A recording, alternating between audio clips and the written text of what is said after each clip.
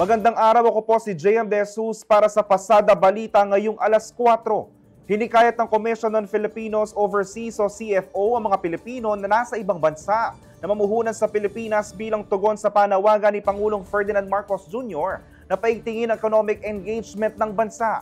Ayon kay CFO Secretary Dante Ang II, nakatutok ang kanilang ahensya sa pagbibigay ng oportunidad para sa mga overseas Filipinos na makapagnegosyo, makapag-invest at makapag-ambag sa development ng Pilipinas.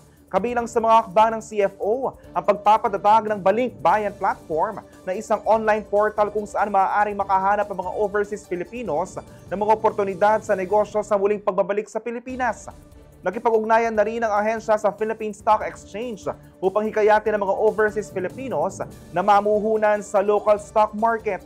Pinalalawak din ng CFO ang kanilang kampanyang Peso Sense na layunin itaas ang kaalaman ng mga overseas Filipinos at kanilang pamilya tungkol sa tamang paghawak ng pera, pag-iipon at pag-iwas sa panlilinlang.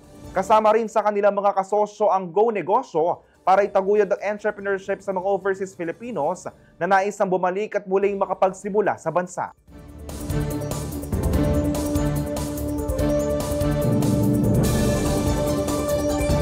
Abangan ang iba pang mga balita sa CLTV 36 News mamayang alas 6 ng gabi. Ako po si JM De Jesus. Magandang araw po.